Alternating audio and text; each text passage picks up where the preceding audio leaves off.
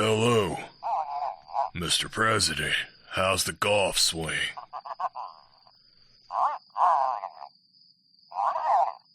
Sir, you know I'm retired. Well, who the hell plans a field trip to a place like that? Alright. I'm in. And sir, I'm gonna need the biggest fucking gun you've got.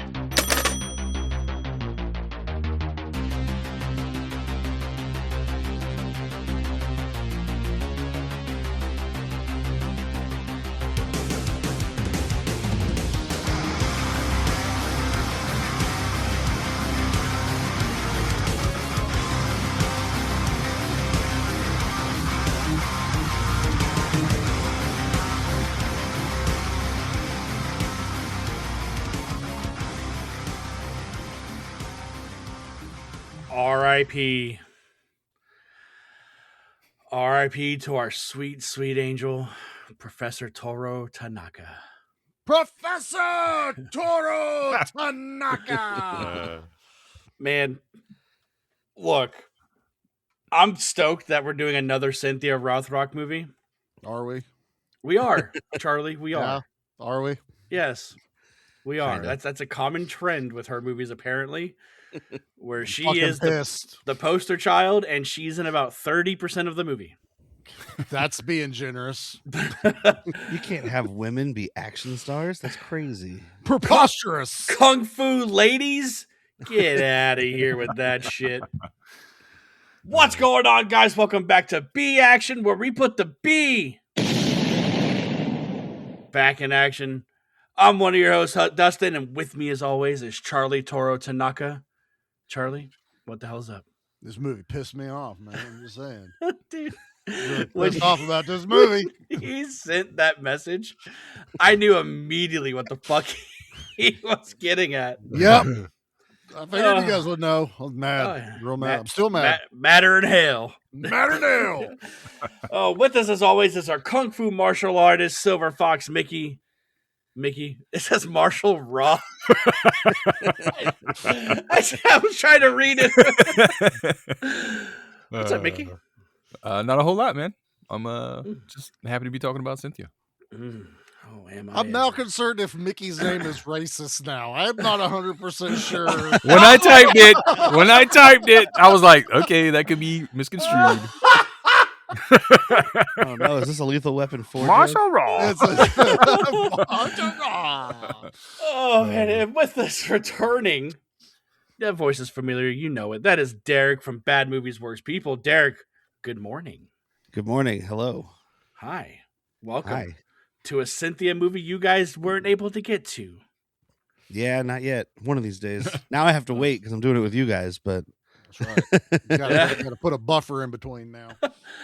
But we are here today to talk about 1990s martial law. And before we get into any histories, Charlie, did you find a trailer? I found a trailer. Let's hit that trailer, baby. Yeah, here we go. It's a trailer. You don't know this guy. No. Then why the hell did you run? Who's gonna believe me? You don't. No matter what I do, he just keeps screwing up. So Thompson, you know this kid? I let you work for me because I liked what I saw in the dojo. You learn fast. Okay, so I ain't Mr. Pretty like my brother, the super cop. Don't make me a car thief. Thompson, I want you to take this case. Don't keep me in the dark. I'm an American now, man. I don't have nothing to do with Paul Lynn. You're telling me this guy came over here from Hong Kong to be killed by monks from China? He says that he's believed to have killed over 50 men.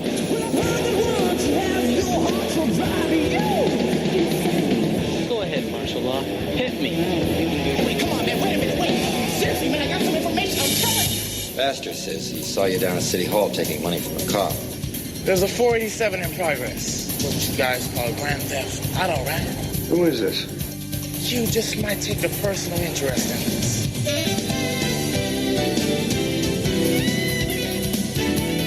What the hell was wrong with you, Michael? She's been like a stranger to me. Now the cop, his brother. find I'm really not a hard person to please. Over the years, it developed into a series of deadly blows. Leaves a mark just like that.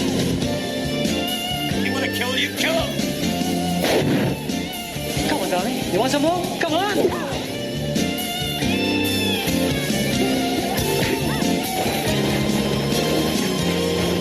Nice job, Thompson. Another one for martial law.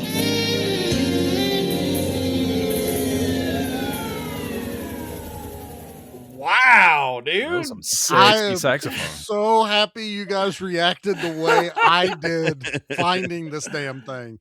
Because I looked at it and I was like, it's damn near 2 minutes long. And I'm like, I'm not playing this. And I listened and I'm like, there's not even a voiceover guy. It's clips.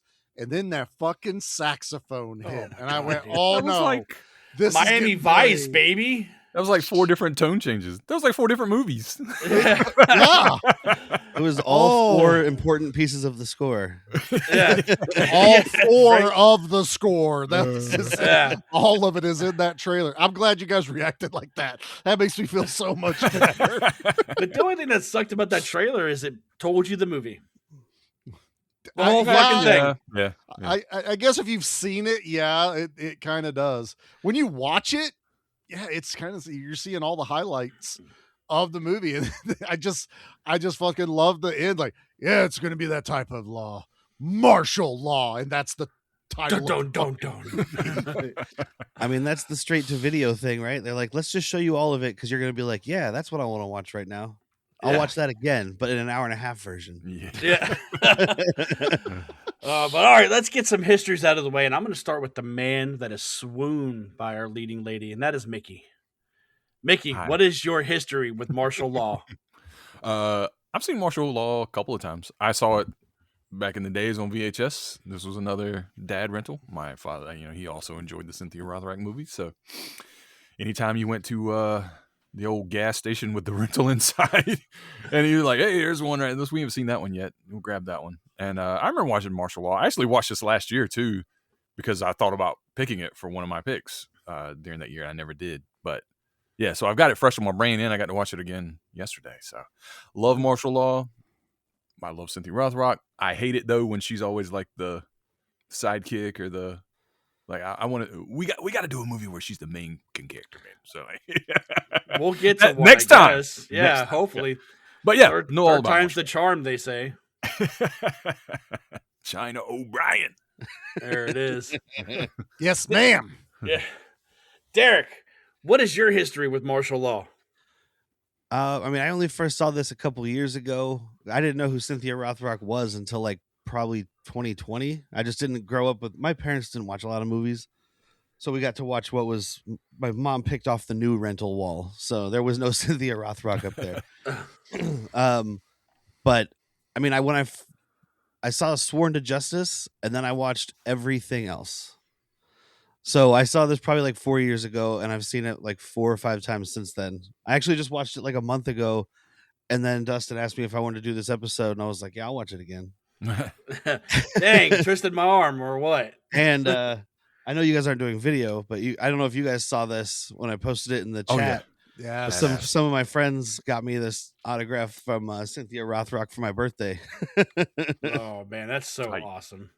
And by the way, it says love Cynthia Rothrock, so I win, Mickey. That's right. You're in there. Hey, Mickey, but also you don't know that's a scratch and sniff. Oh, Spicy. a little extra. Charlie, let's hear it, man. What is your history with martial law? First time watch. First Wow, time watch. all right. Awesome. Didn't watch a lot of Cynthia Rothrock. I think the only one I've ever seen is Yes Ma'am. Dad was not big in martial art movies, so this was not one that was on my radar. And I guess afterwards, it just never occurred to me to start trying to seek out like Cynthia Rothrock movies. I mean, I want to watch them all. You guys have already echoed my biggest bitch of we've done 2 kind of Cynthia Rothrock movies. As much as we love her, I still have yet to see her in a movie that makes me happy, because I want more Cynthia. I hate that she's not even a sidekick almost in this one. She's just kind of there. Yeah, Dude, she has 2 solid fight scenes in this movie. she does. She does, but Yeah. if you on it, let's be honest. This movie is not a Cynthia Rothrock movie. It's a fucking Chad McQueen movie. Yeah. And if you'd have told me that, I'd have been like, can we pick something else? Because it's fucking Chad McQueen who's like, hey, look, I'm riding a motorcycle like my dad is famous for 27 times in this movie. And in a coat that hides the fact that he's a little pudgy. So I don't know about all of dad's genes being in Chad. I like Chad. Dude, Don't get me wrong. I wrote down Schlubby Joe Piscopo when the movie Dude, started. that's good. Yep. So That's you're good. telling me his dad's not Lightning McQueen? No, that's a different McQueen lineage. Oh, okay.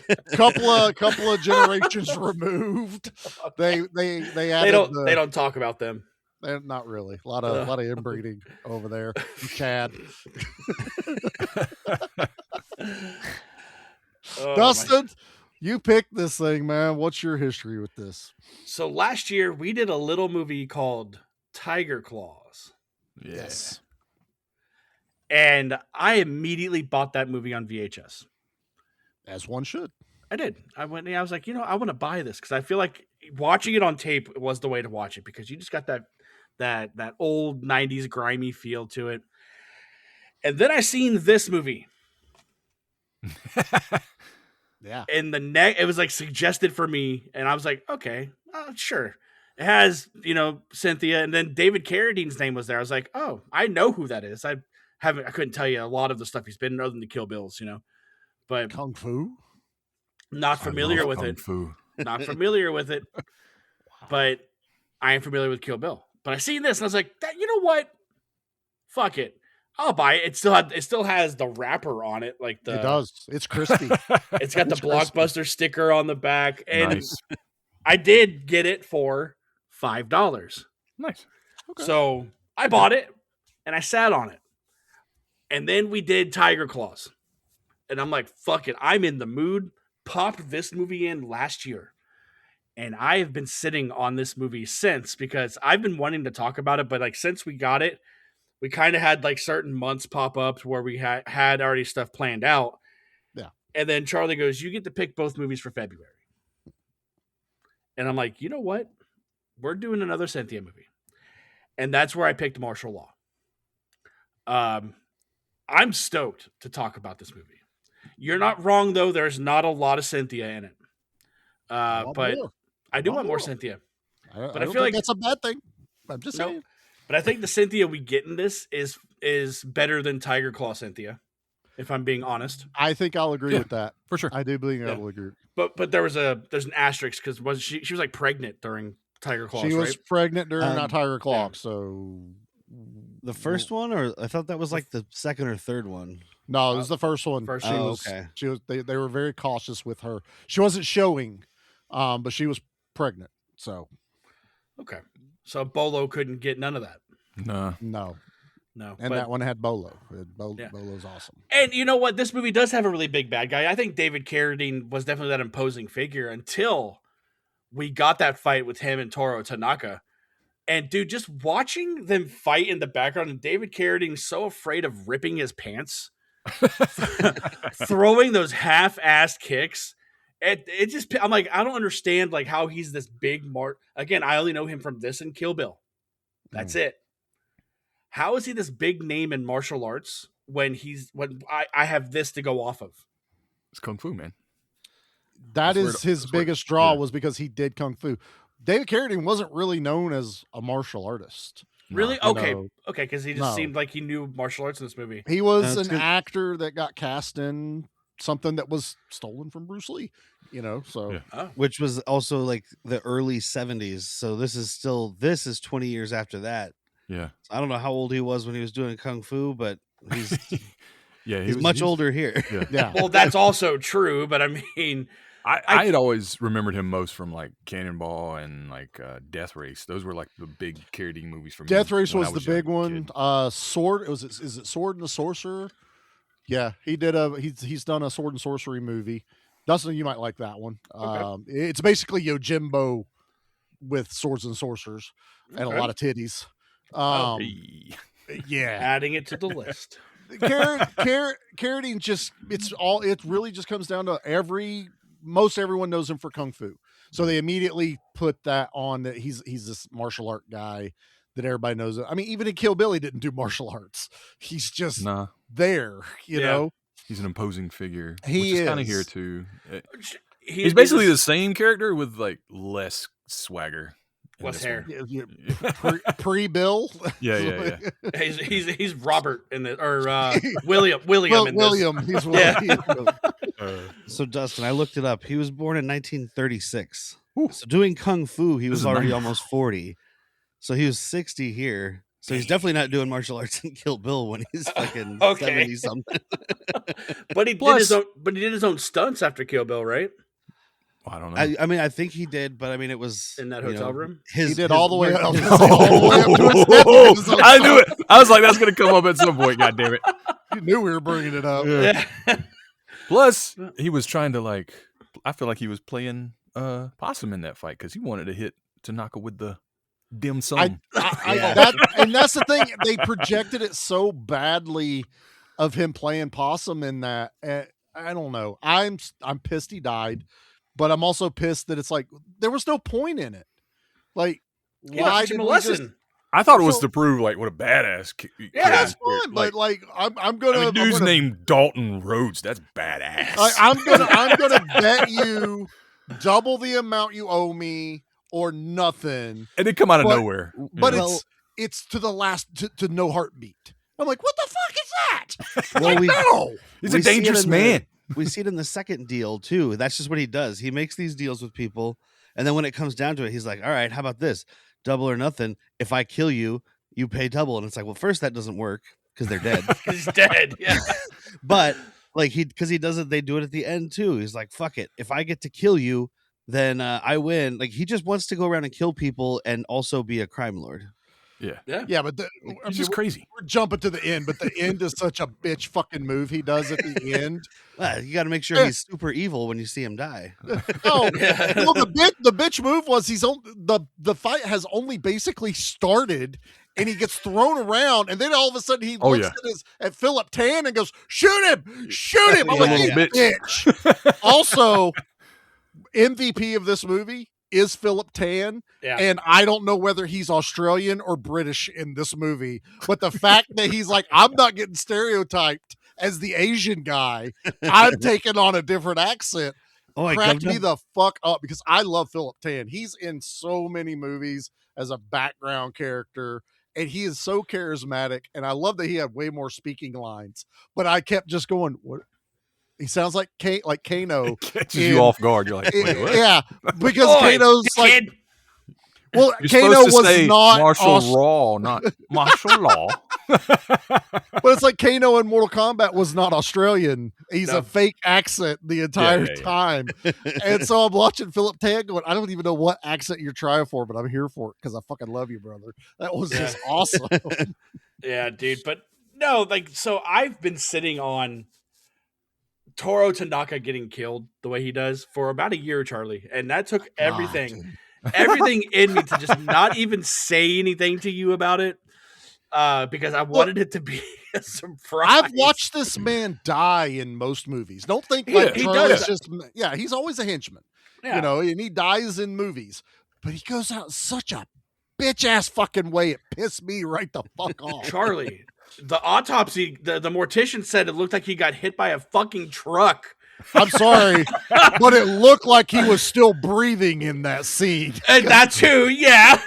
Because he can't hold his breath very long. But the mortician's like, yeah, it looked like his insides just imploded. I'm like, how is that bitch, dude? Like he literally...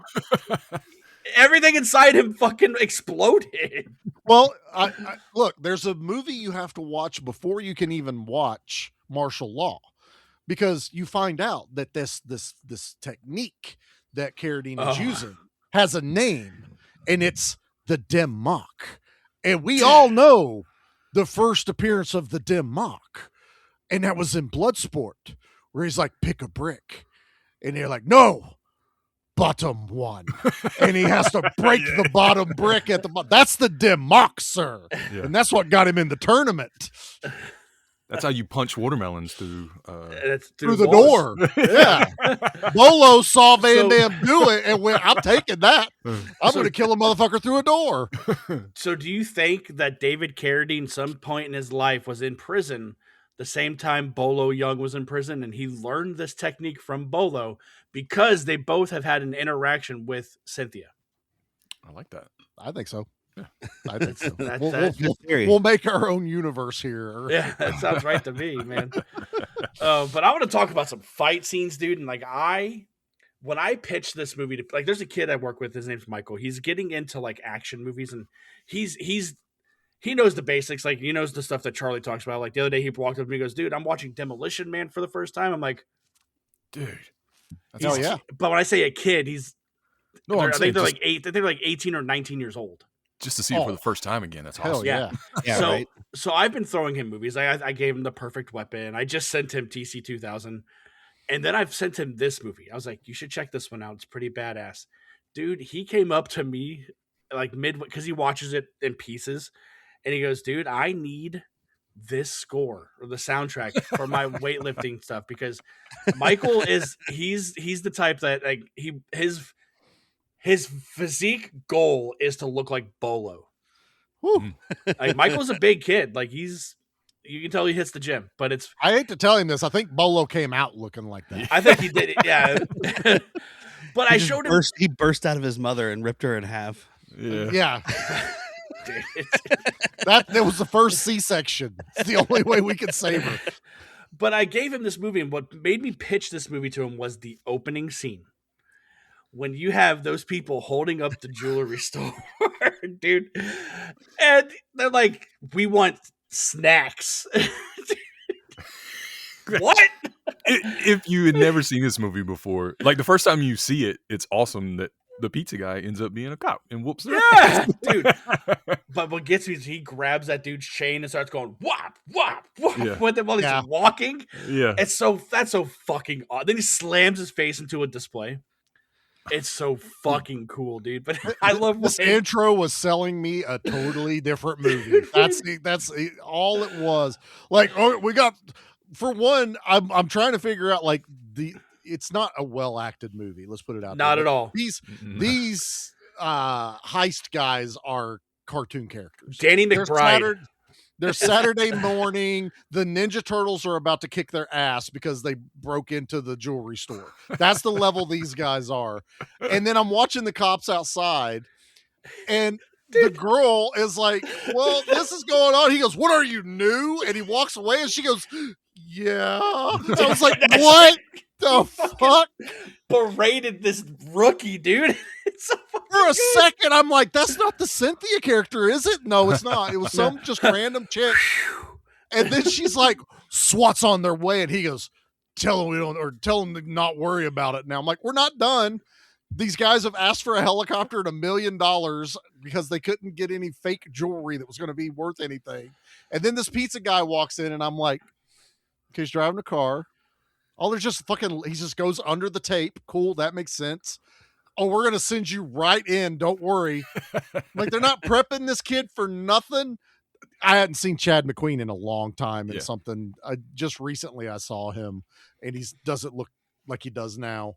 And I'm just watching this, and then all of a sudden it dawns on me going, fuck, he's a cop. Okay, let's see how this plays out. And then he does what Dustin says. He fucking knocks this one dude out, punches the other dude with a chain, just hands everyone there, throws the guy out a window, like everything you expect in this. And then we get the line from the trailer where the guy's like, just chalk another one up to martial law. Title. Exactly. I'm waiting for them to put the sunglasses on. I mean, that's what I was gonna say too. It starts like you said when he throws the guy out the window. That was why first thing I wrote down. I was like, "We're 3 minutes in, and a dude just got kicked through glass with a knife in his leg." So badass, dude. I feel like they filmed this opening scene to pitch the movie. They're like, "This is what the movie's gonna be." And then when they started writing it, they were like, "I don't know, something undercover." That's legit because, like, you could tell production value is a lot better because eventually some TV shows I noticed this, like, eventually it's like the camera style changes and it's almost like it goes from looking like a movie to kind of looking like a TV show. Yes, because you have a different like frame rate and all that stuff. So it's like that exactly. When you said that, I was like, dude, that's probably exactly what happened. They spent all their money on this, and they were like, look how great this is. It truly felt that way, because there's a point in this movie where I'm like, was this made for TV first?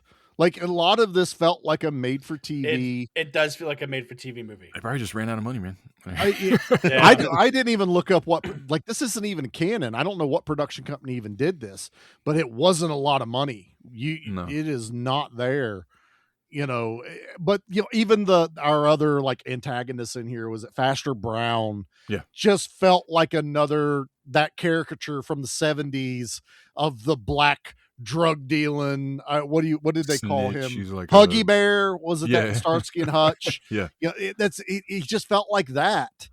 And I just kept going, this went to theaters, right? This wasn't just made for straight to video. I think this was straight to video. Yeah. Okay, that makes a lot. If I had more to guess, sense I'd say straight to I video. think everything she was in was straight to video, other than things where she had like a cameo or something. But the only thing, did you guys recognize Faster Brown real quick? He looked familiar, but is that not maybe Miguel from a Nunez horror Jr.? movie? No, but he wasn't in Friday the 13th. I know. movie.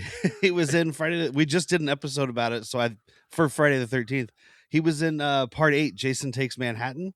He's the boxer kid. He's the one that gets his head punched off. That's hilarious. That's who I know him from then, because I knew it wasn't the enchiladas guy. That's Miguel. That's Miguel. Yeah, as soon as he's also on screen, I was like, "Why the fuck do I know this dude?" And I pulled up this thing, and right there was Friday the 13th. I was like, "Of course." Yeah, because Miguel was DJ in Street Fighter too. Yeah. So, but I knew I recognized this guy.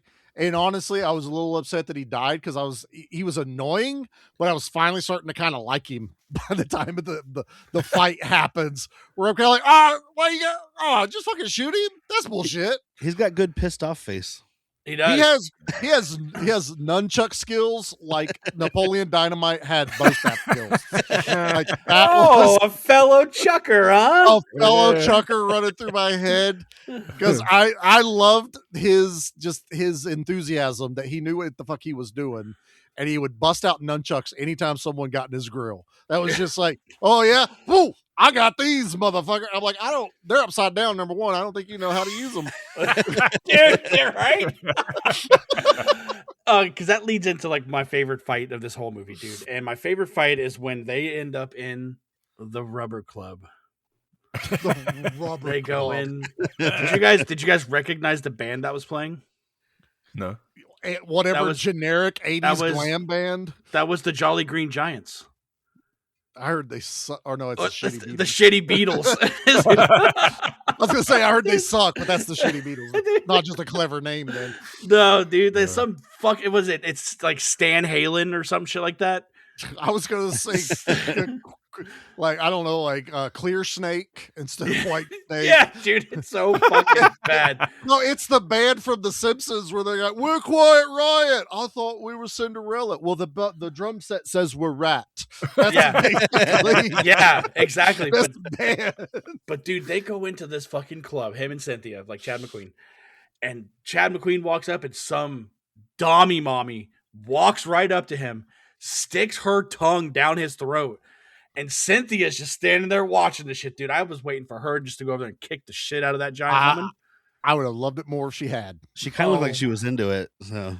Oh, there was the cuck chair was back there. You don't put Cynthia in no cuck chair. No, she was just like, we can double dom him. That's true. Yeah, Cynthia. She fucking. You just see her put a leather mask on and unzip the mouth. But no, Where'd Mickey go? Mickey just left the screen. But he walks up to our guy and he goes, "Here from an admirer." And he goes, "Well, who's that?" And he fucking flashes his badge. Dude, and Chad McQueen kicks the dude in his chest, all while Cynthia next to him kicks this dude in the mouth while she's wearing high heels. Yeah. God damn it, dude. Like, that fight is just awesome because those two are just beating the shit out of everyone in that club that apparently knows martial arts. That's how these direct-to-video worlds are. Everybody knows martial arts, or everybody is really good with guns, or depending on what movie you're in. Yeah, whatever situation that happens, and that's actually like like a disservice like for this movie is every time Chad and Cynthia are on screen together, Cynthia is obviously the better fighter. Way better. Oh yeah. It's painful when they're fighting back to back and you're watching Chad fight and you're like, dude, it's like you're fighting in mud. Like you just so slow. And Cynthia it's like a goddamn dance. Her fight with that one dude, it's not. He always looked like he has that cherub disease that Robert Zadar has, but it's not as predominant. But the one she runs down the fucking banister in the alleyway, that whole fight. Oh, Benny Urquidez? Yeah, that guy. Yeah. He has a unique face to him. It's a little bit larger. But her fight with him is fucking fantastic. And then the camera would cut to Chad. And it's like, that's I'm like, Benny oh, God. Urquidez, man. Like that's he fought Jackie Chan in Wheels on Mills. Like that's him. What? It's such a wait. Like, what? Yeah, that's the same guy. But then you cut to Chad fighting these other dudes, and you're just like, God damn it, Chad! Oh my God, dude! I didn't. You're put not that your together. dad. Charlie, you got to watch. I know you were disappointed with this one. Check out the second one, Martial Law 2 Undercover. Chad McQueen's gone. Thank God. We got this guy Jeff Wincott, who's another. Oh, I like Jeff Wincott. Action. Yeah, no, I know. But who he's Jeff so Wincott much is. better. The movie isn't. I mean, it's the same. It's not that much better, but he's so much better at martial arts. And there, if I remember right, there's a little bit more Cynthia. She's more of an actual character. She doesn't just show up to either be sexy or kick things. She also has lines. Yeah. But Mickey, I'm realizing we should have just made next month like all sequels then, because then we could have thrown this one in. Yeah, I think we should. I like Jeff Wincott. I've seen him in movies. I know that, like, I don't know. I think because it was the first time watching, I didn't know. Like, I really thought this was like a pivotal Cynthia Rothrock movie. Like, she's going to be front and center doing all this. And like for the first half of this movie, I feel like I'm like, why the fuck am I still on Chad McQueen? Like, why do I give a shit about him? His brother, the car thief. I see his mom has almost the same amount of screen time as Cynthia Rothrock does. Well, but he's a star. He was in Karate Kid. Oh yeah. Exactly. He kind of put him in a body bag, Johnny. It's not that he doesn't know martial arts. Like, you could tell like he's good at it, but it's just you could also tell like, I don't know, he's not done this on. He's not housing hot dogs in this movie. He's not good at doing this on film. Like, it's different. No. It's almost like watching a guy in a karate studio practice karate as opposed to somebody like.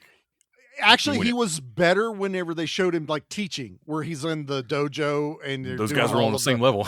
Yeah, all those guys were on the same. Actually, I think all those guys were better, and they were like, fuck, we gotta let Chad throw us around today. This reminds me a lot, like not to throw shade at like people I don't even know anymore, but like my dad would have friends who would like take karate and talk about how badass they are, and this reminds me of that. Like, they all probably think they're Steve McQueen or whatever his name is in this movie.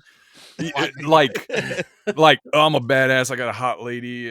Take my shirt off and ride a motorcycle, and I know karate. And it's just like, okay, dude, whatever. That's Cobra Kai. Those are the guys that went to Cobra Kai. Yeah, they didn't go to Miyagi-Do and learn over there. That's the difference on that. But I think that's a stigma too that happened. Like, a lot of people just took it to go like, I take karate. I know karate. It's almost where karate turned into a joke. After like the early 80s and stuff, everybody kind of like, oh, of course you did. Like, my dad did Taekwondo when I was growing up, because he went to the gym every day at 5 a.m. He was all healthy. I didn't inherit any of that. But like, he did Taekwondo when I was growing up, and I always thought he was pretty good at it. I would watch him practice and stuff, but he also didn't go around telling people like, oh, I do Taekwondo. Watch me high kick at the party. Your like, dad didn't walk anywhere like, flash his jacket and his belt was on. And he just exactly. He did it at the studio. He did it with his trainer. He did it in the garage, and he didn't really talk about it. Because if you talk about it, then you're just doing it to be cool. That was it. It was all about boasting. Silent weapon. Yeah. It was the boasting and bravado a lot of people had about it. It just felt like they were trying to project this. I felt like that's how he thinks of himself in his mind, is this character. You know what I mean? This is, I'm not my dad, but also, hey, you know who my dad is. I'm so cool. I hate to be like that. And honestly, I probably would have been a little bit more okay with it had they cut back him riding a motorcycle once. I'd have been like, okay, cool. That's a nice little homage to your dad.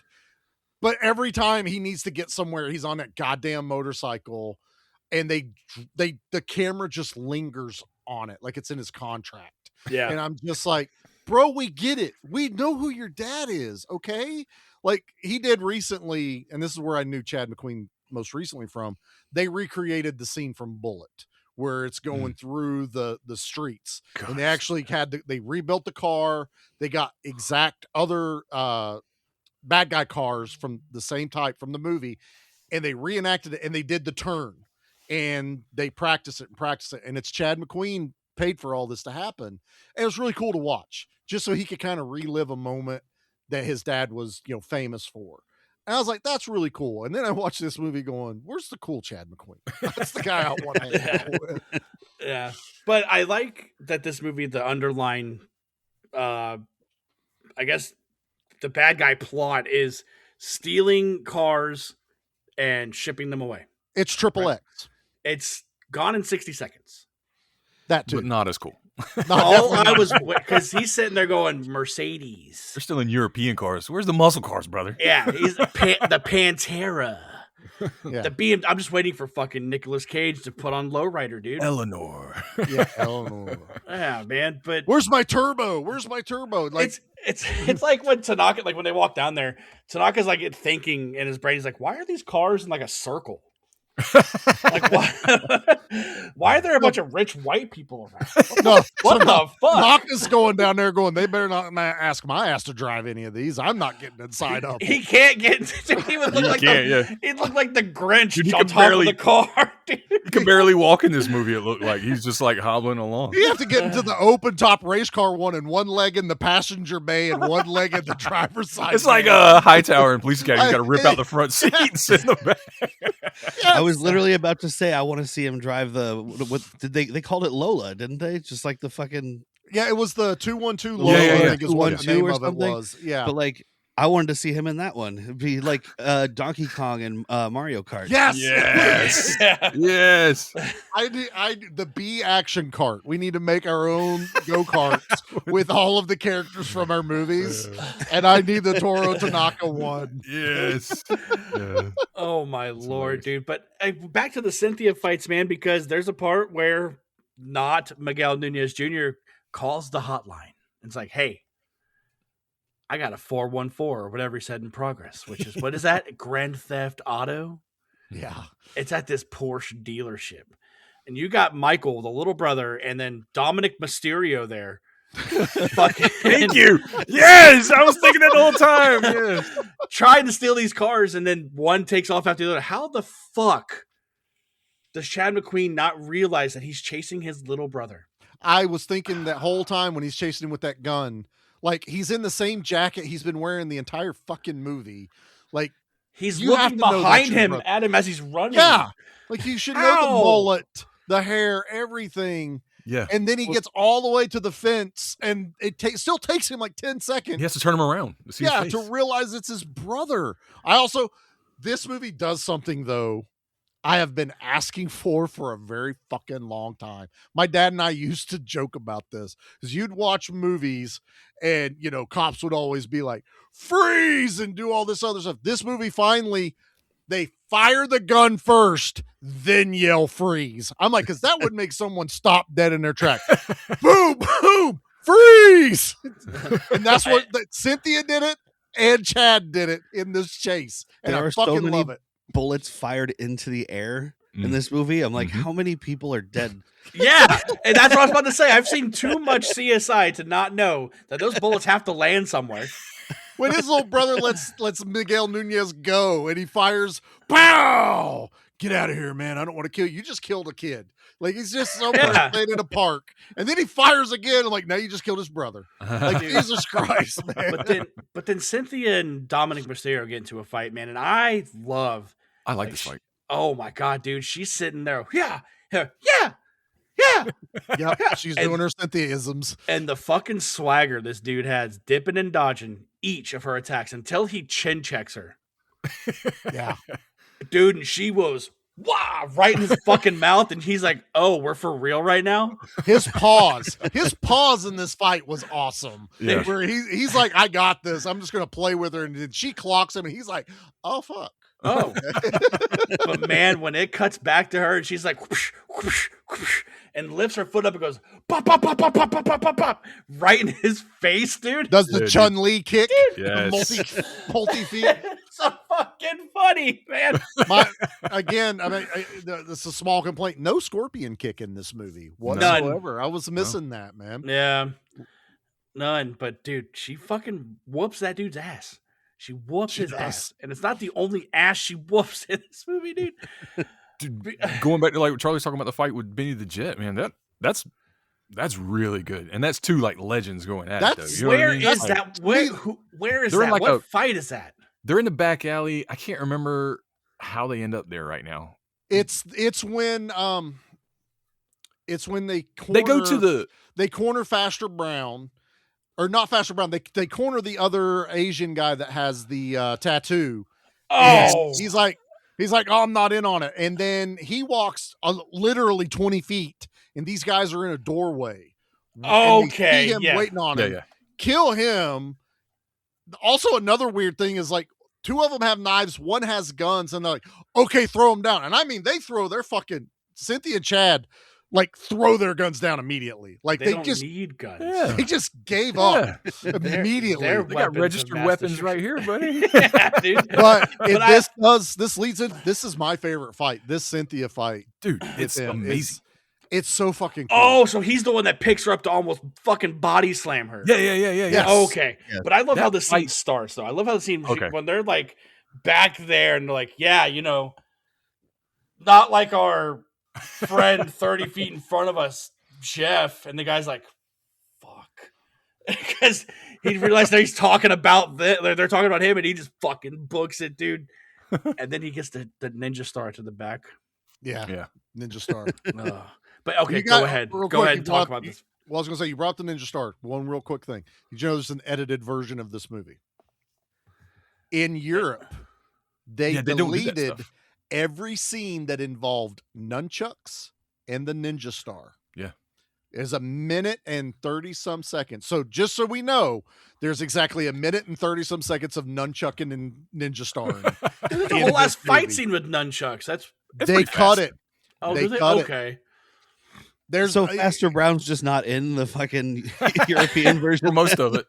I think it cuts to any time, or they would like probably zoom in to the screen where it's just his face talk. Because there's a lot of scenes where he's just holding them in his front of his face. Yeah. Once I found that out, I was watching this and I was like, okay, I could see where you could cut that and cut that. Yeah. But you almost eliminate him and the brothers fight. Yeah. That's my all point. the way through. And more than likely, they did cut that all the way down to probably David Carradine shooting him. Yeah. But I always thought that was fascinating. But Mickey, go ahead. Oh no, I was just talking about that scene. Her and Benny up and down the stairwell was just like so well done. That's the one, man. Yeah. I love it. I was getting hype. I was like, rail. yeah, I didn't even know who to root for. I didn't care. I was just like, this is fucking awesome. it's so, and that again, a scene like that just pisses me off. Why is this not a Cynthia movie? Why, like, even the captain doesn't give a shit. He's like, oh, you're Vice. Oh yeah. Oh, by the way, Chad, you need a partner. You need a partner in this. He's like, well, I'm gonna fucking take her. Ah, motherfucker! Like, got me. Whatever. Checkmate. I don't know. Yeah. Also, this captain he doesn't give a shit about anything. Nothing. He is not your pound on the desk, bring me pictures of Spider-Man type J.J. Jonason person. He's just like, well, what the fuck ever. I don't give a shit, dude. When Steve McQueen's sitting there brooding because finds out his brother was just murdered at Cynthia's desk, and they're doing this, and the chief walks up. He goes, "Yeah, well, I'm leaving this to you. Don't let me down, even though your brother was just brutally fucking murdered. I hope you have a good case." And walks the fuck away from him, man. That's what I'm sorry. This captain doesn't give a shit about anything because his star officer is named Martial Law. Let's forget for a second that he's doing martial arts. Martial law is not a good thing. He's just like, go out there, do what you got to do, kill people. I don't give a fuck. Like, Oh my lord! Get this off my report docket. So different from like most captains in action movies. Are like, give me your badge and your gun. He's like, no, go out there and keep doing what you're doing. You just caused $2 million in damages. I got the mayor up my ass. I don't know how we're gonna do it. This guy's over like, I don't give a fuck. Yeah, do it. Whatever. He goes. Give me your black belt and your feet. Yeah, he goes. You're insured. It's okay. The whole city lost their insurance policy. We're busting you down to lieutenants. You can't have you out here doing this bullshit. None of that. None of the cliche shit I expected in this movie. Man, which makes Chad McQueen's whole thing later not make any sense because he goes all like rogue, and Cynthia's trying to talk him out of it. He's like, I'm gonna do this my way, and I'm like, you've had full permission to do whatever you want. Who's telling you can't now? Is it your mom? Is your mom telling you you're not allowed to do this? Because that's the only person anyone's listening to, like some kind of authority in this movie. And thinking about that now too, because Michael gets caught, right? Like he's caught in the act because this whole movie, not Miguel Nunez Jr., is sitting there trying to prove to David Carradine that he deserves to work for him. He deserves to be one of his henchmen, but for some reason he picked Michael. And now he goes, he's brothers with a cop. So Michael gets caught on the phone with Chad McQueen, right? Yeah. Right. What's his name? The Australian guy?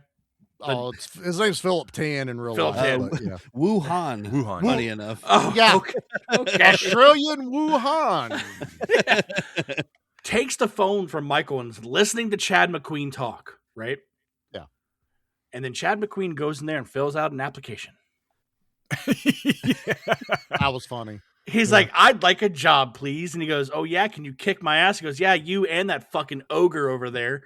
Fucking Tony Longo, brother. Like, this if you want cliche Italian henchman, it's Tony Longo. Dude, one of my favorite roles of him is Eraser with Arnold Schwarzenegger. And they have to kill off one of these guys who was a witness protection, and he ends up having to go to Tony and these other mobsters for help. And he goes, man, it's so good you're alive. Your funeral was beautiful. Just talking to him about they had this whole big funeral for him, and he's not actually dead. He's just in witness protection. But I love this motherfucker. I was so happy to see him. He looks like he's bred to be a bad guy. Yeah.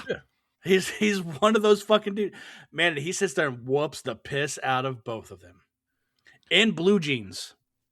Yeah. He almost does the Jeff Speakman. But I like the Tony bit where they show him teaching the class, and they're like, okay, everybody fight. And then they like, okay, now you come to me. And he basically doesn't even use martial arts. He just like smacks one dude, Andre the Giant style, and then another dude runs up at him, and it's almost like he belly bumps the dude off of the thing. It's like he's not even doing karate. That second dude made me think of Indiana Jones, because he like comes up and he's doing kicks and spins and shit, and Tony Longo just like bop. It's like when Indiana Jones shoots the guy with the swords. Yeah. He's like, I don't need to do all this kick. That's too much energy. Kick, flip, pow, knock it down. It's not like that job is a front or anything for an evil crime organization or something. But dude, and then like Chad, like that fight with him and Chad McQueen, like Chad McQueen is like, in this moment, they made him look really good. They did. But they made him look real good by how he was dipping and dodging and slapping away everything that this motherfucker was throwing at him. Yeah. Like, I'm assuming he does real life martial arts, right? Yeah. Oh, Philip Tan? Yeah. And Chad McQueen doesn't do real life martial arts? I didn't look. I could look it up. I'm sure he strikes me as the kind of person that's like, I studied. I did this. I got up to this certain level. And I'm sure he's done some. I mean, since he was in Karate Kid, he's like, well, I know I can get in more movies that have karate if I know a little bit. Yeah. I don't have to know a lot. I met Steven Seagal. Yeah, that's what I'm saying. But they made him look really good while he was slapping everything away. And then he goes, now me! Kicks him right in the nuts. I mean, that's what I would have done, to be honest. I mean, Everyone has that same weak spot. Oh, damn, boys. We got to dial it back a little bit here. I just did some research. No, it's okay. It's okay. No, I was just looking up some Chad McQueen information here. Okay. And after you get to the 257 things that say he's the son of Steve McQueen, yeah, we fucking know. All right, we all don't have to keep putting that. Studied martial arts under a certain martial art superpower. He studied martial arts under Chuck Norris. Oh. That's why he was in blue jeans. That's exactly why he was in blue. That's the only way you're allowed to do it is with him. He specializes in white guy martial arts. That's right. We have to dial it back. He also died in 2024. Chad McQueen did? Yep. Yeah. I don't. Did any of you guys watch Cobra Kai? Oh yeah. Yeah. That's right. They did talk about him. One of the seasons there, I think it's the 4th season. They or something. kill him in it because he's dying in it. Because he dies. But that season, it was like every episode was like dedicated to this person. Dedicated, like everybody died that season. Well, everybody and he was dies. one of them. Uncle of, I love this, uncle of Molly McQueen, of Clan McQueen. Okay. Clan McQueen. Stepson, former son-in-law of Bob Totem. I don't know who that is. Ex-stepbrother of Josh Evans, survived by his mother, Nellie Adams. Like, that's all that's in his trivia is just everyone he's like kin to, and that he studied martial arts with Chuck Norris. I'm giving him shit. I mean, like I said, I did like that he redid his dad's thing, and I remember him from Cobra Kai. I always thought it was weird. It's like, oh wait, this one's got cancer and stuff. And then to find out that it's like, oh no, he really does. And this is kind of like a little surreal where he dies on the show and then like not long after dies in real life. Like it's kind of over here. Yeah. Just brought the episode down just a little bit more. That's all. Thanks. But I don't know, man. I see what you mean. I could have absolutely done with more Cynthia in this movie, but I feel like the driving force was Michael in this movie. That's the brother, right? That's the brother. Like he was like more or less the plot device, not driving force. I'm sorry. Like he was like, he's central. David Carradine wants him because he's a good henchman. He shows promise. The brother doesn't want him being involved in crime. He's stealing cars. Can't keep a job. Mom's worried. You know, all this other stuff. My biggest thing it would have helped with him was to actually make Michael really fucking good at karate and then give me a good scene of him fighting, not the Faster Brown, I don't want to do this fight. You know, that's all we get out of him. And it was all this big hubbub because he's trying to be better than his brother. Yeah. Like that's all the whole thing was about was Michael trying to be better. Whop, whop, whop. Yeah. David Carradine gave 0 fucks about that, dude. He gave 0 fucks, and honestly, at the end of this, I don't believe what Chad's trying to put out as being mad that his brother died. Like looking at all those trophies, looking at all this other stuff, it just felt so flat. Where he's just like, okay, now I gotta go take these guys out. Like there was nothing behind it that meant anything to Michael. For me. I mean, the big 360 swooping shot all around him while there's like guitar wailing in the background didn't get you feeling emotions? Not even a little bit. Not even a little bit. Dude, Cynthia and the captain are just standing there staring at him as the camera just rotates around him and it's just like, wow, and it's like, wait, you guys, can you hear the guitar? Yeah. Can everyone else hear it? Is the room spinning for everyone else? Because is it just me? Also, how they found out the brother died is let's celebrate its mom's birthday. Oh, thank you for the shirt, honey. Oh, I'm sure she helped you pick it out because you're tasting like mom threw shade on Chad McQueen's wardrobe in this movie because it's like, oh, you can definitely tell about his taste. And then this one cop's at the door going, your brother's dead. That's it. Michael dead. Michael dead. What? Dude. It should have been more. He should have stumbled upon it because there's a scene when Cynthia is chasing down these fellas, right? Like what? It's like a standoff, and her partner gets shot in the legs in the car. Oh yeah. And she books it after this dude, and he goes and hides in the women's restroom. Yeah, goes into the very last stall, but there happens to be a body in there. They're terrible at hiding bodies in this. They're horrible at it. But I mean, how the fuck are you supposed to hide someone the size of Toru Tanaka? You're. It looks like they're in L.A. or I mean, they're probably in Vancouver, but they're supposed to be in like L.A. or something. So like, dump them in the ocean. Don't just put them in a park bathroom. I did keep asking that question.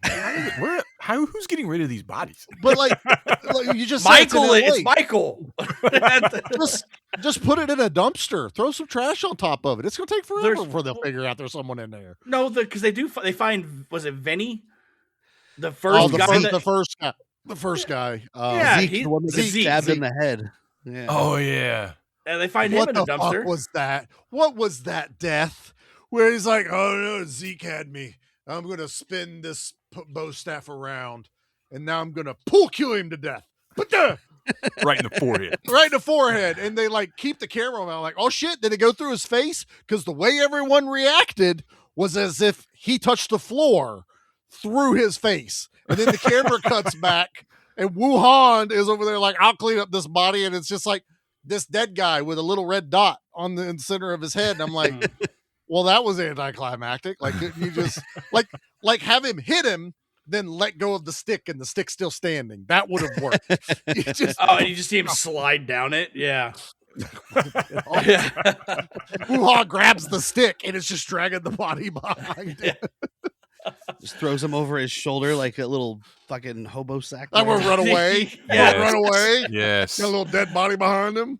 Yes. Oh man. What this movie needed? Hold on. What this movie needed? Since we were about stealing cars, where was the high speed chase?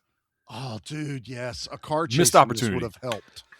That would have helped a lot with the pacing, because there are times martial arts on moving cars, Charlie. you can always have, you never seen The Matrix? Yeah, you can put car chases in martial arts movies. Happens all the time. Ask PM Entertainment. They do it all the fucking time. Okay.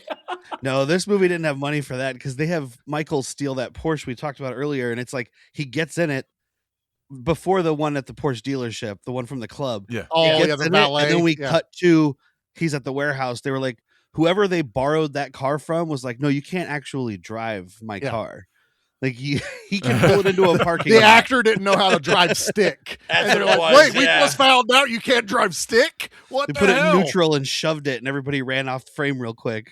I love that scene because Wuhan's standing up there. He goes, good job. Now wash it, and throws a fucking envelope of $1,000 from like 2 stories up. And Michael runs over and picks it up. Thanks. I'm like, Jesus fuck, man. Just a little effort here. And to think, because like the mom was like, I'm so worried about Michael because I was cleaning his room and I found $1,000. I'm like, and in my brain nowadays, it's like $1,000 isn't a lot of money. Much. In 1990, sure, it's a lot of fucking money. It's a lot of money in 1990 for sure. That's probably a month's pay. I was like, if I do some quick math, that's like $250,000. So yeah, just some quick action movie math. It's a girl math. It's a lot of money. A lot of money. But I don't know, man. I think a high speed chase definitely would have. I mean, would Chad McQueen be on his bike? Sure, I don't care. Why not an homage to his dad? Exactly. Like, why not? Put Chad McQueen in a muscle car, have a quick, they find where the stolen cars were going, and he drives one of them out of a shipping container, and then there's a chase going on. Cynthia's driving the car.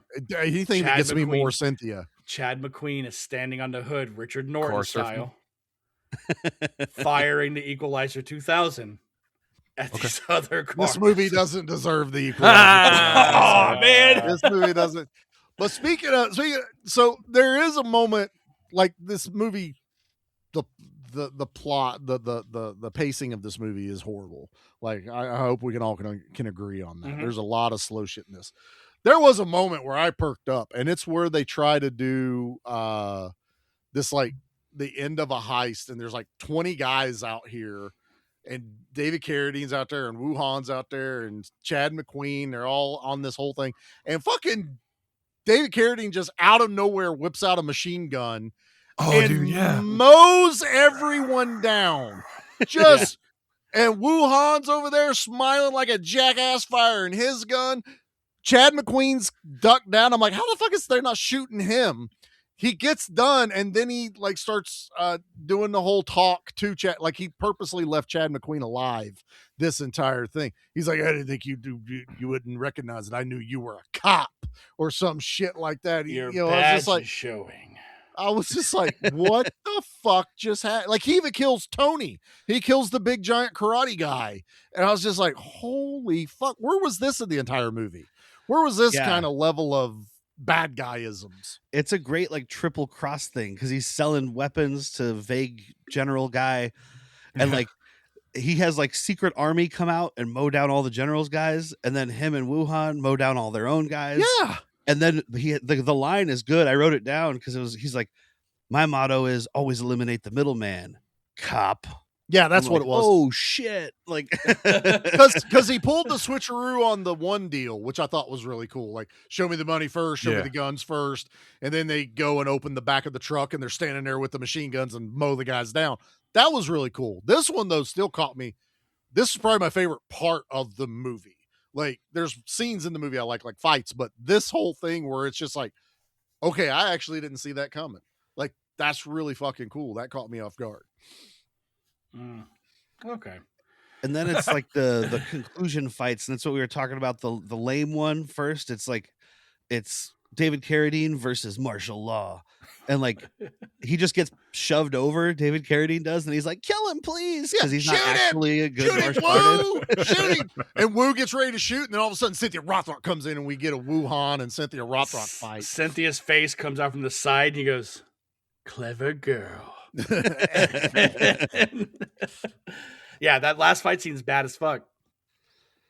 Yeah, well, between her and that's what. Yeah, because then like Rhodes and Chad McQueen, Carradine and McQueen keep fighting, but like they don't really show it.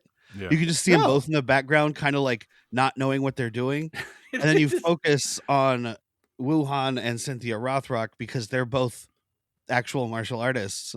And it's a great fight, and I love her the way she gets the upper hand because she's getting beat, and she just does like JCVD splits and punches him in the balls like 6 times. Yes, that was awesome. That's spamming the Johnny Cage move. Yes. In Mortal Kombat.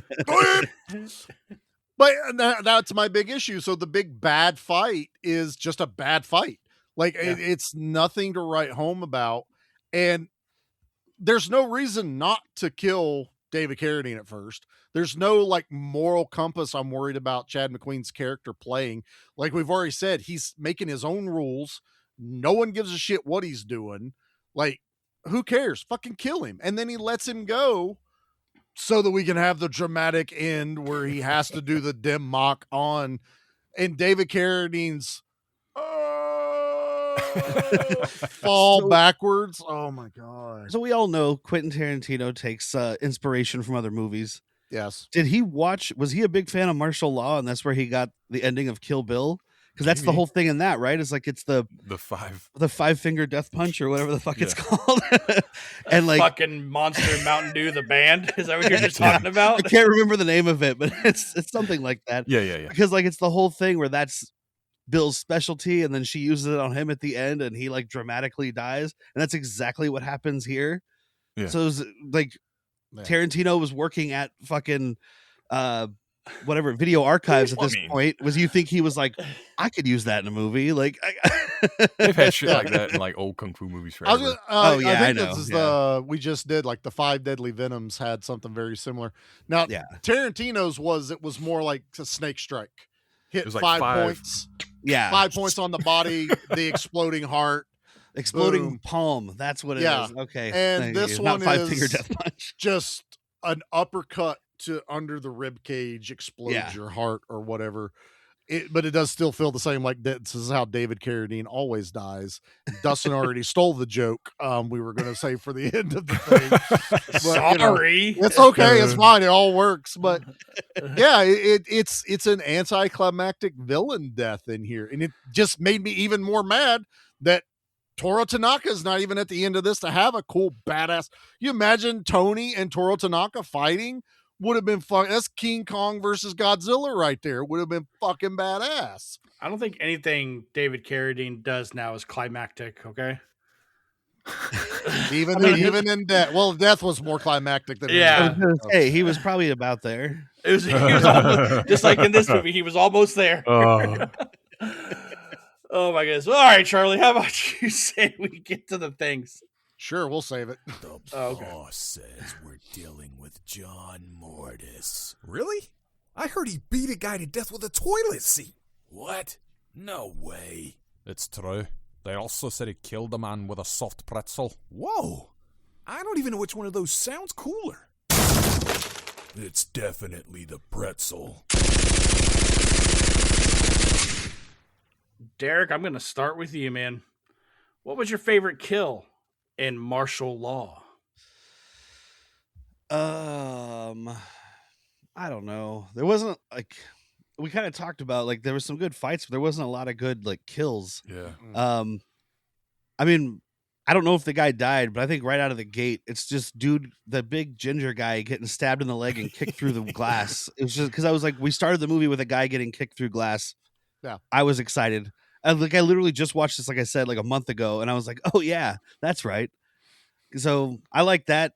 I don't like David Carradine's death, so I don't know. Everybody's death is really anticlimactic. No. Climactic. That's fair. Yeah. Mickey, what about you, man?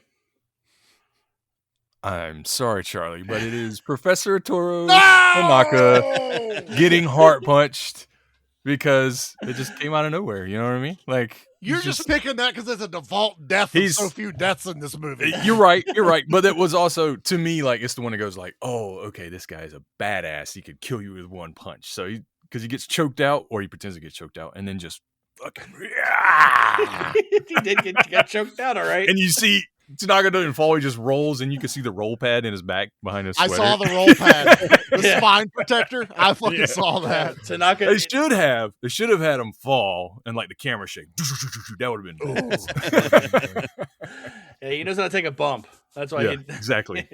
But all right, Charlie, let's hear it from you, man. What was your favorite kill? I'm definitely not picking Professor TORU Tanaka. That's blasphemous, sir. We don't do that here. No, I knew this was going to be an issue because I watched this movie going, fuck, I got to pick my favorite of the most generic action movie deaths. So I'm gonna bend the rules slightly. I'm gonna say it's when David Carradine and Wuhan mow everyone the fuck down. Agreed. Just out of nowhere. Sprays bullets, no one runs out of bullets, but kills 27 dudes. And Wuhan back there smiling like a Cheshire cat, doing an Australian accent the whole time, just made it even better. So yeah, I'm gonna say when they kill everyone at the deal. I love that when they're like the camera's looking up at Carradine and he's just like, it's a Scarface moment. I was like, that's badass. Yeah. Also, we didn't mention real quick about that one. Wuhan and David Carradine are facing each other. They are mowing these dudes down. So, not worry about crossfire or anything like that. It's totally fine. Totally fine. Dustin, what's your favorite kill in martial law? Oh man, it has to be when old buddy catches a ninja star to the back. Okay, that's a good one, dude. Like the sheer fact that he goes, I don't talk. You know what happens to people that talk over in Hong Kong. And he fucking talks. No more than 15 steps later, he's fucking catching a ninja star. You're right fucking there. How cheap is production that you can't just act like you went around the corner or to another part of town? You just see him like sitting up against the fence like this. Like I told you Dave was going to turn on us. No, man, you're full of shit. I knew he was going to do it. Yeah, but no, that's my favorite kill of this movie. Okay, we'll give you that. Ninja stars always win. Yeah. All right, let's look at the poster. Come on, you guys are making this too easy. You looked way tougher in your mugshots. I want to go first. I was going to say, Charlie, I'm going to start with you. You better start with me because... Let's hear it. Guess what? This poster does not match the fucking vibe of the movie because this fucking poster lies. It lies to you. Cynthia is barely in this movie. Her name's not first, though. It don't fucking matter. It don't matter, man. She also has a crew cut. There's also, they're both in police officer uniforms matching. They're undercover divisions and they're never in police officer uniforms. Chad McQueen wears a uniform in this movie. Once. At the beginning. One time. After he's a pizza guy. Yeah. He's undercover, then puts it on so He the audience rips it knows off. he's the cop. And then never put, because the captain makes sure, remember, you're undercover, plain clothes only. Yeah. And that's all they wear the rest of the time. No, this movie poster does not match the vibe of the movie, although I'm pretty sure Top Dog ripped off this poster. That's all I'm going to say. All right, Mickey, let's hear it from you, man.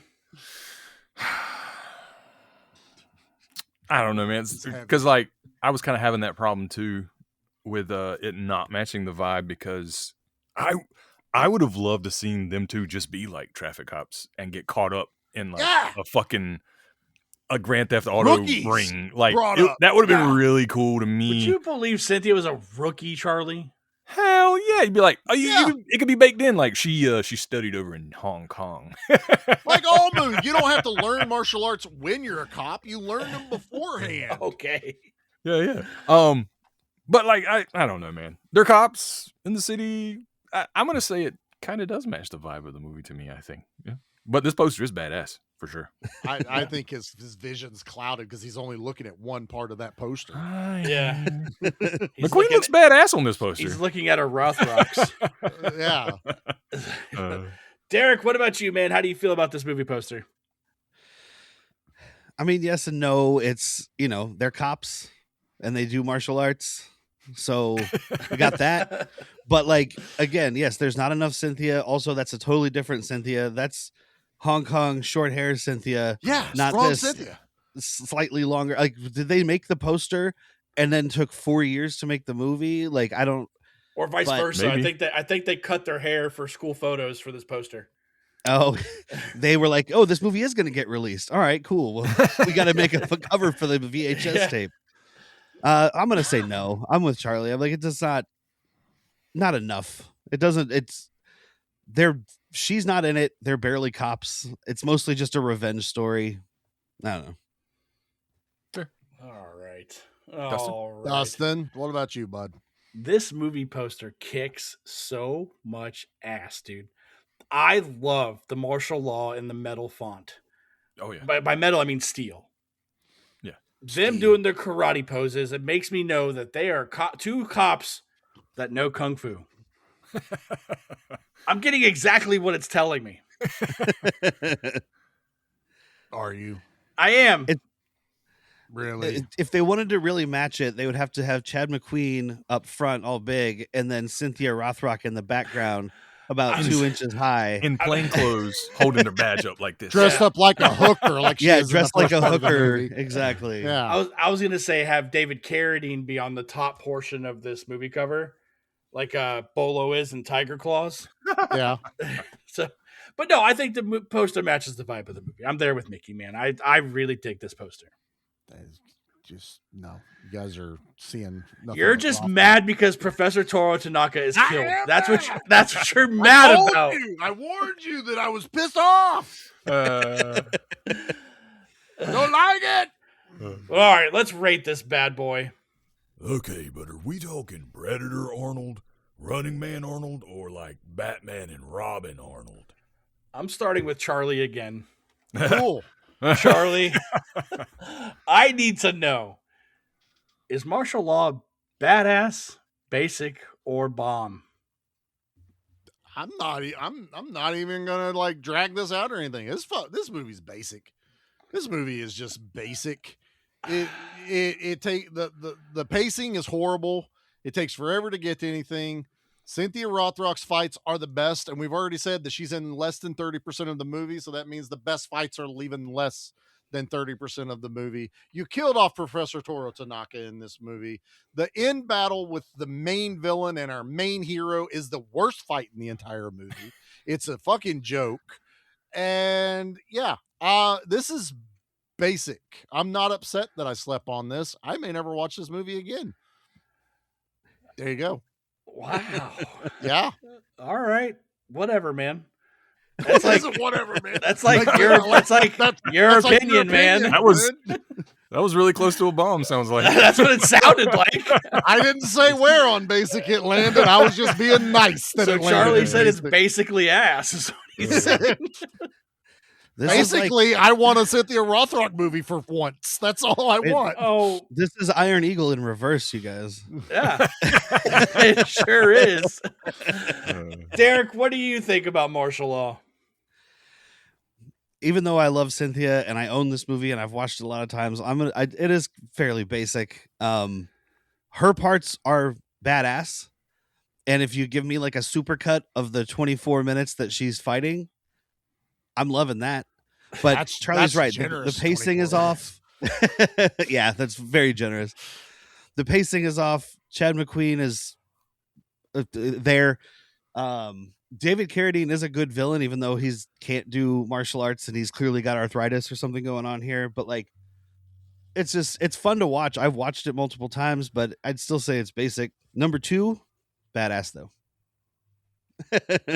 Well, I gotta watch part 2. Yeah. Redemption part of martial law 2. Oh, we need a redemption month. Yeah, redemption. The Scream. It's the Scream 2 thing where the teacher is like, "Tell me a sequel that's better than the original," and then right as they're leaving, he's like, "I got it, by the way." This isn't "I got it, by the way" situation. You know, martial law 2. Martial law 2. Mickey, come on, man. I can't be the only one on this fucking hill, dude. It's All right. so lonely on the hill. I mean, it's cool. You know what I mean? Like, Sounds like it's basically cool, right? It's Chad McQueen is like cringe as fuck in this movie to me. Yes. Like every time he's on screen, I'm like, this guy is satisfying his teenage libido so hard right now. Like stroking his ego is kind of what it felt like a lot of times. Cynthia's so good. So good. Just the star of this. The bright light. Her and Benny Urquidez save. And fake ass Dom Mysterio save. What is Mysterio. What is, it's pretty rough sometimes. I like the movie. I've seen it before. I'll probably watch it again at some point. You know what I'm saying? Oh God, dude. I want to say it skews in the badass, but fuck. It's basic, man. I don't have anything. The problem is I don't have anything. I don't have anything pulling me back like as a kid. Like I loved it so much when I was a kid. So yeah. Sorry, it's basic. R.I.P. Professor. R.I.P. brother. This is all for you, man. This is all for you. Hey, Dustin. What? What's your rating this movie? You're having a bad day, Dustin. I'm just saying. I've owned this movie for 1 year. I have 1 year's worth of experience for this movie, right? Yeah. Mickey's seen it a bunch a while back. Derek, you've seen it a bunch a while back too, right? Like this is kind of a handful, maybe. Yeah. Yeah. I think within the past year, I've watched this movie 4 times. You okay? Man? You need to talk to somebody? No, dude, there is so much to like about this movie. There's a lot that it needs, for sure. I absolutely agree with you guys on that. I think it needs a better score. I think it needs less Chad McQueen. More hair metal, more Cynthia. I completely agree. Charlie painting the picture of Toru Tanaka at the very end battle, I wanted that. Mm-hmm. But Mickey also painted the picture like that's how badass David Carradine was in this movie. Was he killed the heavy first? He took out the biggest fucking dog in the yard. With a bitch. With one hit. With one hit. Dude, I love this movie.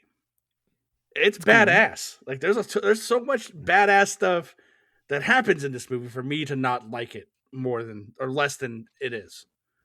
So play my drop, Charlie. No. You got to work on that. Yeah, whatever, man. But we need a single badass drop. Like Dustin's wrong. Dustin's wrong again. But before we do anything, I did pull up IMDb for this movie to kind of like help me throughout the episode. with names, but I came across the description of the movie. Okay. It says, Okay. 2 cops who are martial arts experts team up to stop a criminal organization headed by a ruthless boss who's also a martial artist. Yeah, that's legit. Dude, That movie's name is Martial Law. You got what it is. Then there's a second one. When it comes to maximum... Wait, Mickey, start playing Law and Order music.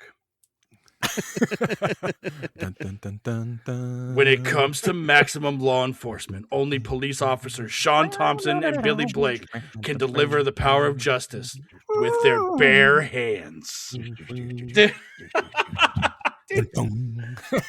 Dude, Yeah. the shit people write on fucking IMDb, man. I don't know if this movie inspired the TV show. Did you guys ever see the TV show, Martial Law? Yeah. Sammo Hung? Sammo It's Hung. actually really good. I remember watching that. That It was fun. That Does was Toru way more Tanaka fun. die in that too, Charlie? Are you mad about I that? don't even know if he's in that. He probably did guest star in it. It's I'm not sure. connected in any way other than name, but it was a cool show. It's kind of like Walker Texas Ranger, but with Sammo Hung. Yeah, whatever, man. Whatever. But we do have You learn some... not to mess with him. You don't mess with the professor. Charlie, Don't mess with him. Charlie, shut up, okay? I'm just sitting over here being vindicated. That's all. That's cool. Whatever. Yeah. We have an announcement to make. We do? Start. No one told me. We do. Starting next month, Oh, that's right. Mickey has curated what we are calling Mickey's March Madness. Get in the cage. And what that means is Mickey got to pick 4 movies for the month of March that right. we're all going to be covering. And Mickey, would you like to let everybody know what the first movie is that we are covering? I would actually, since we're all here. Since we're all here, a little gem by the name of Mortal Kombat. Woo! Annihilation. God damn it.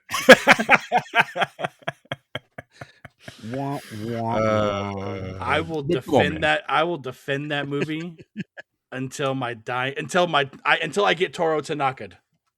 Yo, Until you get them mocked. Yeah. No, it's fun though. It's fun though. Yeah, I cannot wait to talk about that episode. That's I right. can't wait. Yeah. I wonder what we'll all have to say about that episode. It's going to be a banger. Charlie, Suck. I need to know what's going on with Give Me Back My Action Horror Movies. Well, next week is March. We also are going to be celebrating our 5th anniversary of the podcast. 5 fucking years doing this. So we are covering 1989's Batman. Hell yeah, dude. I wanted something that was nostalgia heavy. And No comments from the Peanut Gallery. Yeah. Okay. Stop it, Dustin. You have your platform. I have my platform. You know what? We'll see. We'll see, Charlie. Okay. We'll It's going to be dueling bats. But yeah, I'm really looking forward to it. And yeah, 5 years and some changes are coming to the podcast. So we'll announce all that next month. I can tell Dustin's never danced with the devil in the pale moonlight. Goddamn right he didn't. He was too busy watching Mortal Kombat Annihilation. Wait. I like this one. Yes. That was good. I give him that one. That was good. Derek, what you got cooking over on Bad Movies, Worst People? Yeah. So, I mean, I think we've been on here a few times, me and Jack. So everybody knows Bad Movies, Worst People. You know, we watch a movie, we talk about it, mostly make inappropriate jokes about semen and whatnot. But this whole month was Jack's idea. We're doing rodeo month, so it's all cowboy movies. Fuck yeah. Dude. It's been interesting because he got to pretty much curate everything. My wife, Whitney, who's our co-host, picked a movie. And of course, she picked like some super sad drama that we were still able to make a lot of really inappropriate jokes about. So that's that always worked a out. good thing. But it's been It's been interesting. I hate country music, so it's been a fun month. Yeah. Because that's all I Makes my fucking back hurt, dude. It's just been blue jeans, cowboy hats, and fucking twanging ass country music for the last fucking 5 episodes, and I'm Sounds ready like to a great die. weekend to me. Hell yeah! But it's been a lot of fun. I think we got some really good episodes out of my misery. So So where in your lineup does How the West Was Fun fall? we don't have that one. I think the whole month was an excuse for Jack to make us watch another Sinbad movie. Because he's got some weird obsession with Sinbad, so we kicked it off with the Cherokee Kid, which is actually pretty good. Yeah. It was actually I haven't pretty watched fun. that in forever. I was surprised because he made us watch House Guest before, and I was like, I hate you. Oh my lord!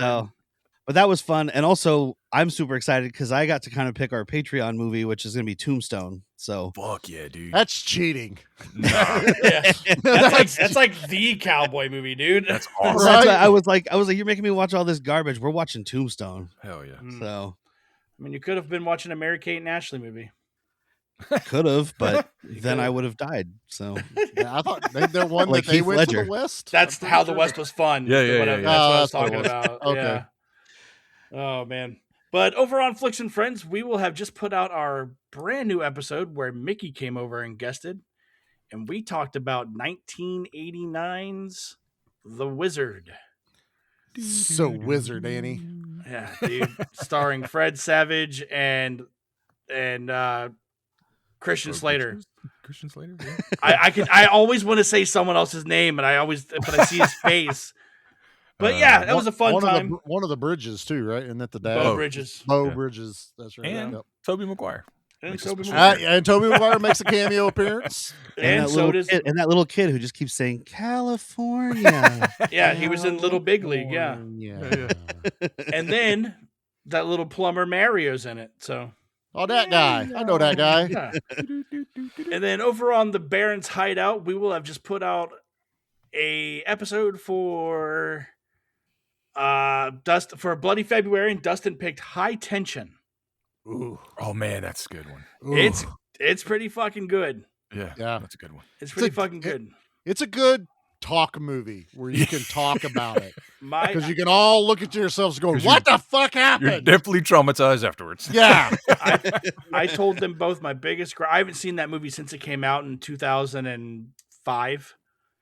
My biggest gripe is I remembered the fucking twist, and that's all I remembered from the movie. So it's like I knew. Oh, so all you remember. think- Oh, that does. Yeah. Yeah. That might have been the last, because my wife doesn't watch horror movies anymore. I think that one ruined horror movies for her, if I remember correctly. Like, she I never could watched see them after that. French I know, right? Extremity, that would make sense. Yeah.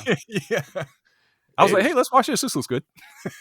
Nate and I covered that fairly early on, and we were still like, holy fuck, what the hell did we just watch? Yeah. Like, I had good memories of it, but I was also like, I also remember it being pretty fucked up, and watched it and went, this is fucked up. Yeah. But yeah, that's all we got cooking. I don't know. I mean, how do you think we should end this? Do you think we should out of here? You want to get Do you know what they listen to on their CB radios when they don't forget martial law? what? They don't forget to just watch action. B action.